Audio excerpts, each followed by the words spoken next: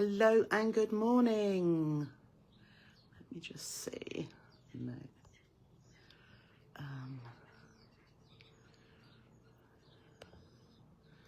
I don't want those. Oh, for goodness sake.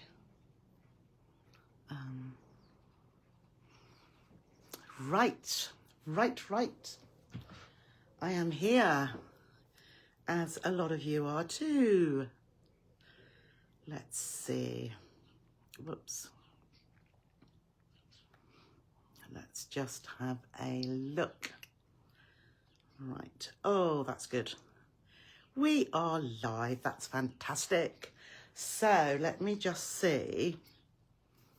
Make sure there's no sound. No, fantastic. Let me just pop. Oh, that's lovely. Let's see. Bound to just fall over. No, I want to see some comments. There we go.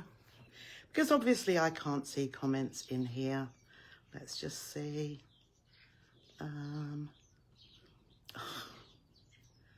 Dum-de-dum-de-dum.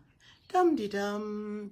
Well, I can see that Vanessa's watching, and that's all it keeps saying. Vanessa's watching, Vanessa's watching, and Vanessa's watching. Let's see what I can see here.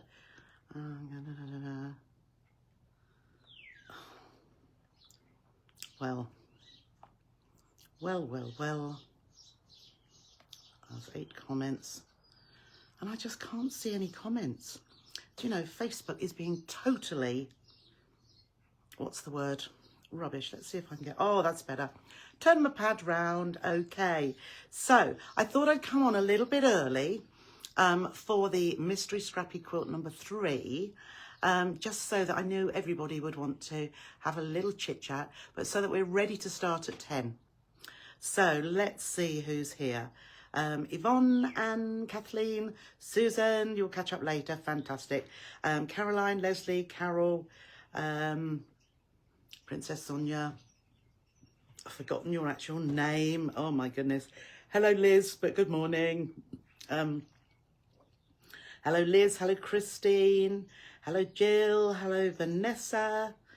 Okay, that's fine. Hello Carol, hello Deborah, hello Leslie.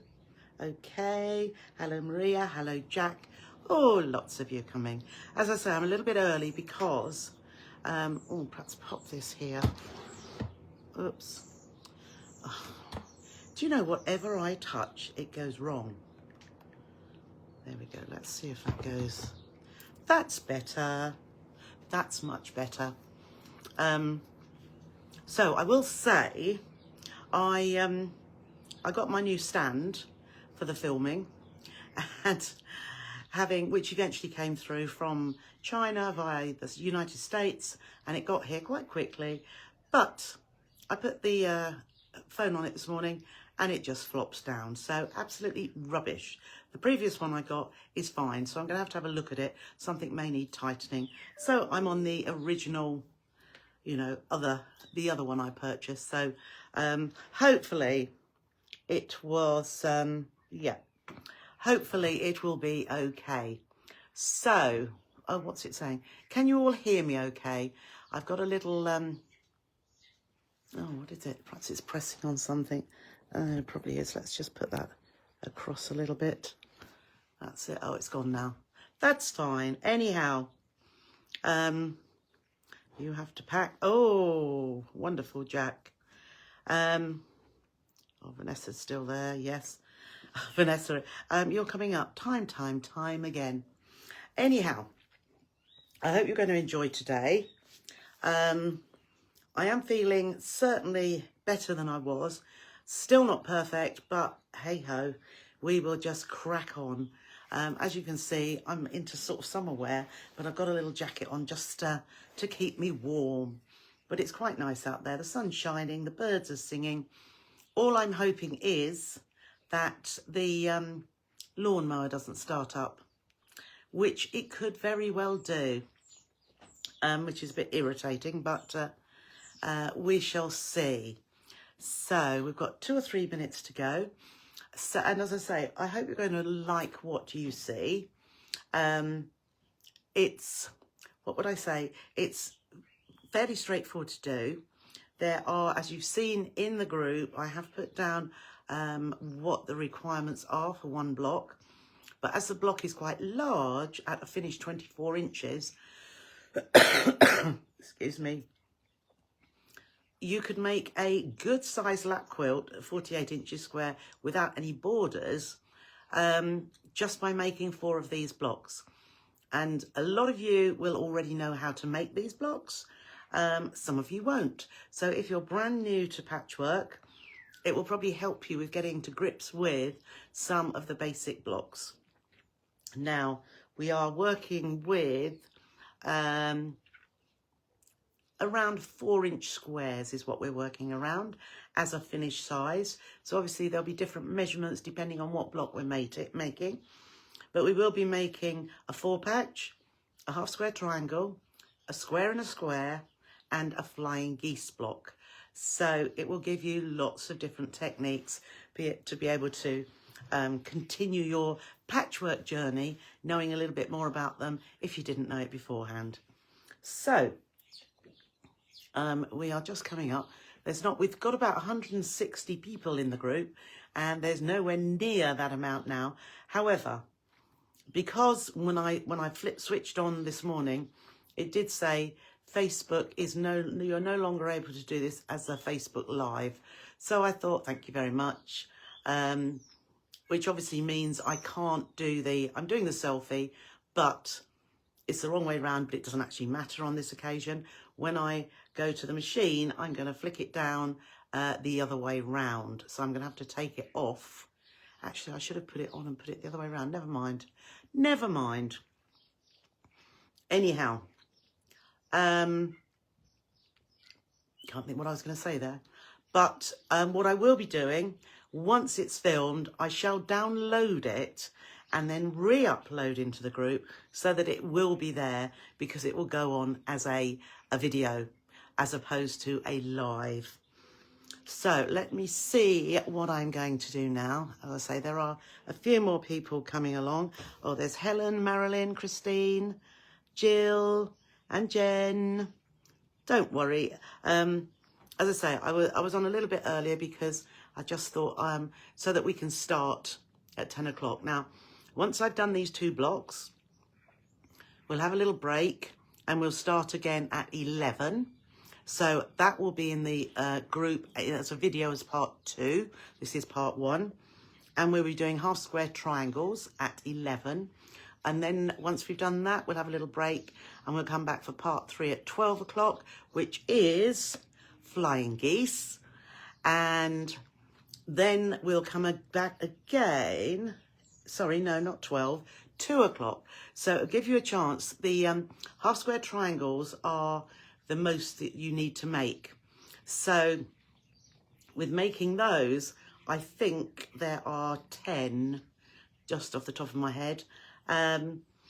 So it gives you a chance if you want to carry on sewing in between each live, and then at the end you may be able to get your block together when I show you how it all comes together. Okay, so I'm just going to take this down one moment. No, I'm going to, yes I am. And I'm just going to put it the other way around so that we're looking at the machine. There we go. So let me see if I can get this on so that, where's my camera? There. And I want, rotate your phone. Oh, that's all right. There we go. So I think we'll come down. Oh, just a little bit more. Okay. There we are. So, irritating or what? But, there we are. You'll be able to see now, hopefully, what we can do. Let's just see if I can. Yep, we can. We can. Oh, I see that's on there, but never mind. I think you can all hear me though, can't you? Morning, Pippa, don't worry. Absolutely, absolutely right. You can get yourself organised for later. Hello, Beverly. Hello, Sandra. Hello, Wendy. Okay. So what should we do first? We'll do nice and easy. We will do, if we get all the pieces, 1, 2, 3, 4. We have got, so what I was actually going to say, so what we're going to need all the time is lights and dark fabrics. So I think I was talking the other day that comparatively, one colourway might be light, I've got those there for, one may be dark. So here, I've got a few fabrics there, and you can quite easily see that this one here is a dark. In any other context, that one might be a light, but compared with, if we were to put those two together, I have a light and I have a dark. If I were to put those two together, I have a light and a dark. But you could also put together, as this one here, whoops, is my light. Although that is very light, fairly light compared with those, it is still dark compared with that one because there's more of the blue colour within there. So although this is scrappy, I have done a little bit cheaty, I suppose, but I am using just one colour as my background, as my light. So this is my light the whole way through, even though, as I say, I shall be using some lighter fabrics, but lighter than dark, but they will still be dark compared with this one. But if you did want to choose all light, different light fabrics, absolutely fine to make it a true scrappy quilt. So let's just have a look and see. There we go. Just see. Loud and clear, jolly good, jolly good. So we're going to make a 4-patch. So a 4-patch is, as it says, it's made up of 4 patches to make 1 patch. So I've got 2 dark colours, 2 different light dark colours, and then my light, 2 lights. And we are going to alternate. So we're going to have a dark above a light and a light above a dark, or a light next to a dark. Wherever there's a dark, you'll have a light one next to it. So we're going to use a 1/4 inch seam allowance, as we usually do. And I'm going to use my, what we call the cobweb technique, because you could easily put them the wrong way around. They could switch around, and you might have, when it's stitched together, they might be like that. And you know that's not going to be correct. So this is the way that I like to do a 4-patch when I am making from 4 individual squares. There are quicker methods if you're making a lot of squares or 4 patches all in the same colourway and with the same orientation. But we're not. This is scrappy. So you've probably got 4 completely different fabrics here. But as I say, one way of testing out whether what's light and what's dark is to squint. If you squint, you can actually see what's lighter and what's darker. The other thing is to take a photograph and then put it in black and white or grey mode, and it will show you where the light and the dark elements are. So what we're going to do, oh, we're not very well on the, let's come up a little bit here so that you can see, there we are. Now you can see the foot. So I'm going to take my first one here, and I'm going to lay right sides together, top on bottom, and top on bottom again. So right sides together, just line those up. If I cut them perfectly, they would be perfect. So I'm going to stitch down the right hand side of this one. I'm using a 1.8 seam allowance. Sorry, not one. I'm using a 1/4 inch seam allowance, and I'm using a 1.8 stitch length because Whoops, that's wrong. Let's take that back there. So, well, let's start stitching. I'm actually using a pale grey Orifil thread because it goes with anything. And I'm going to stitch down to the end there, but I'm not going to cut the thread. I'm going to take my next block, my pair, and carry on stitching. Now, if you're making lots, you will be making 4 of these 4 patches. What I would do is just carry on putting the others through, one after the other, then clip them apart in pairs. So I'm going to cut that apart because I'm making just the one. And can you see how that is joined together still? So what I do from here, the bottom one, I just open up, and then I'm just going to finger press or nail press along there. And then so that I get this seam going in the opposite direction, I always flip that over first and then open it up. And then we can finger press down there. So that is just enough to give me, to keep them together and to press, well, finger press them, just so that I can then put one on top of the other. They won't go any other way. And you can then nest those seams together there. So I'm just pushing my thumb there, and I can feel it's not going anywhere. It's just nesting together. So on this occasion, I do like to put a pin in the seam because that holds it well, really well together. And then just line those 2 edges up and then take it back down to the machine, and we will stitch across here. And just take the pin out just before I get there. Still make sure these seams are, these raw edges are aligned. And we could have put my, just put my iron on, because it is always best to press at each point. So can you see what a lovely intersection I have there in the middle? And that's because I nested the seams. It's because I pressed them, albeit finger pressed them to begin with, but I was able to nest them and pop a pin to hold that seam to give me that perfect seam allowance. So I'm now just going to take that to the ironing board, and this seam I'm going to press together to that side, just to make it a perfect 4-patch block that should measure 4.5 inches square, which I'm sure that will. So there is our 4-patch block. I'll just measure it there, and it is spot on the 4.5 inch square. So there is your 4-patch.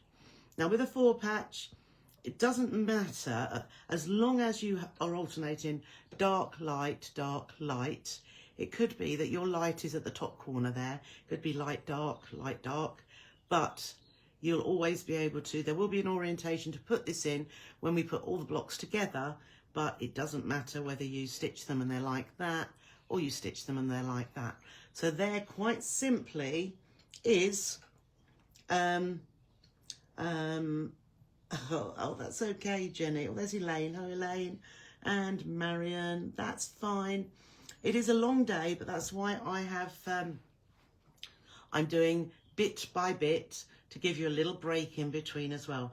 And if you don't happen to be able to do the whole thing the whole way through, you can always come back to it, because they're all individual elements.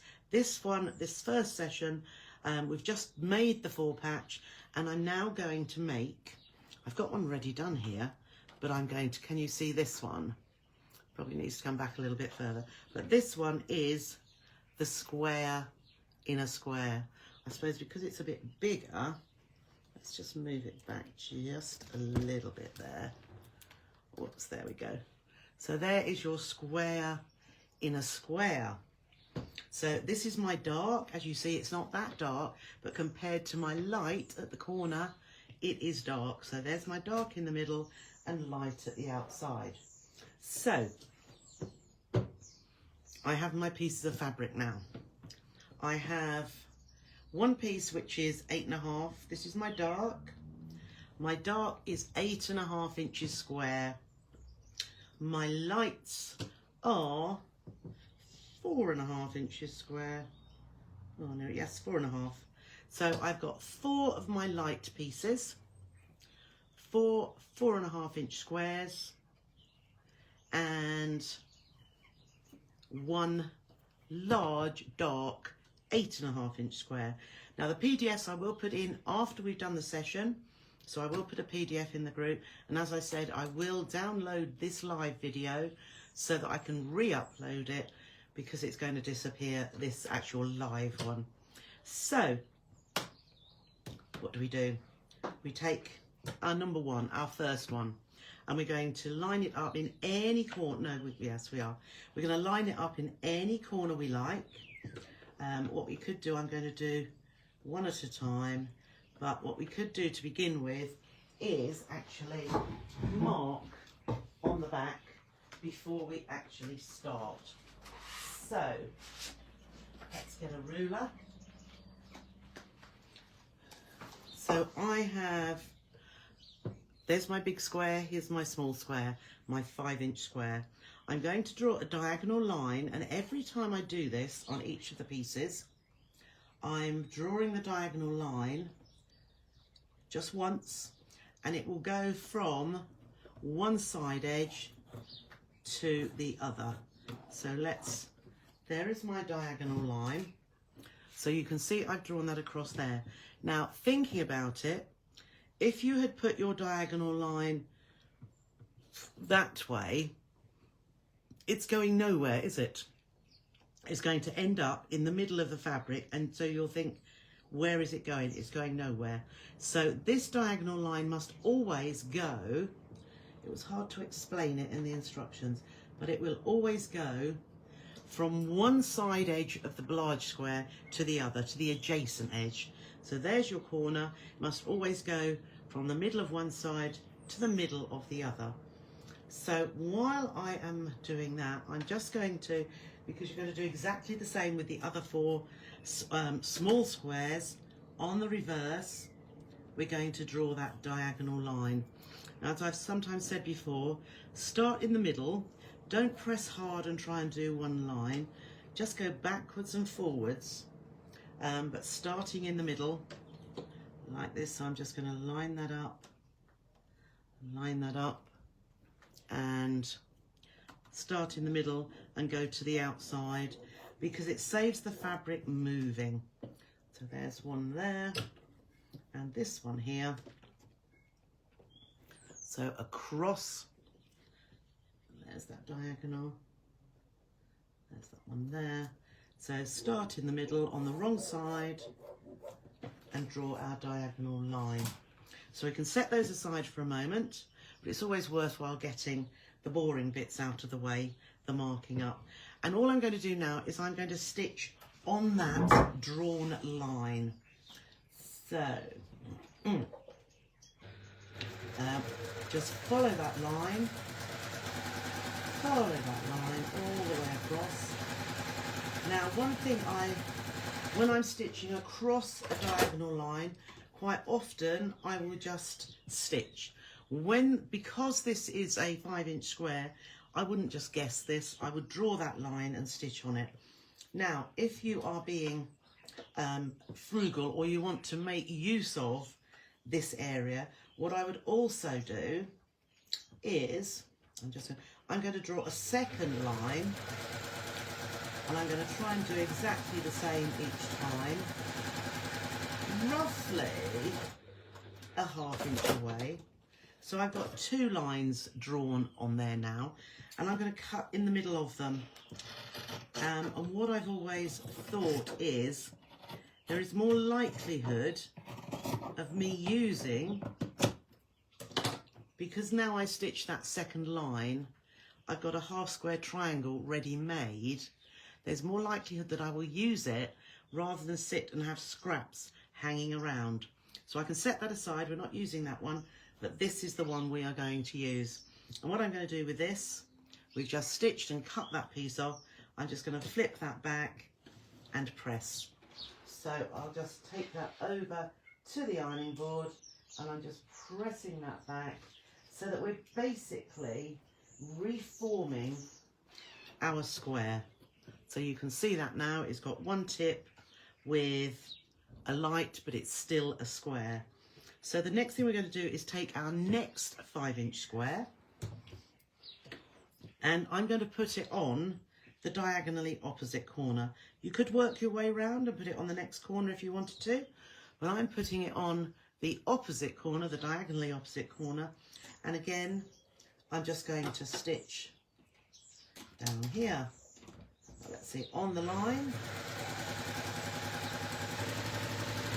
all the way down.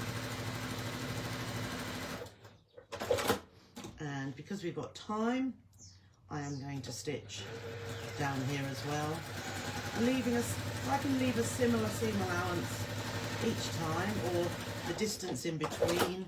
It means my half square triangles that I'm forming as well will be roughly the same.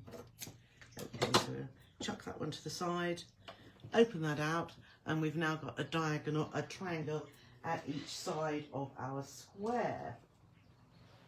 So I'm just going to press that one back, and as I say, there is our square with a triangle on each side.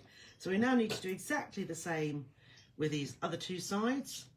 So square into that corner, lining those raw edges up, and the triangles will overlap. We want them to, because that's going to give us our seam allowance. So again, the diagonal line is going from a side to the adjacent side, and we're just going to stitch on the line. And I'm just holding it. You can put pins in there if you prefer to have it held a little bit more firmly. But if you just put your finger down on the fabric, allow the fabric to move under your needle, but it will be ample pressure, if you like, to hold those together.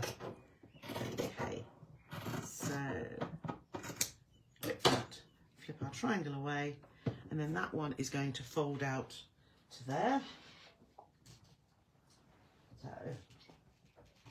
just opening that out, there we go. And then we just need our very last one here. So we've got 3 triangles on 3 corners, and we'll just pop the next one on here. So lining that up exactly, and then stitching on that drawn line again, all the way across. And if you don't want to do this second row of stitching, what you can always do is just keep them as individual triangles and use them in a crazy patchwork project. So you could just lay those on the top of, say, wadding, and stitch them down in a random order. Okay, so last one here. We can just press that down. And we have our square in a square. So the square is on point. Oh, you can see that quite well. So here's our square. It is still, I'll just measure that there. It's still 8.5 inches square, which is exactly what we want. So we only need to make one of those. That's going to be central, actually.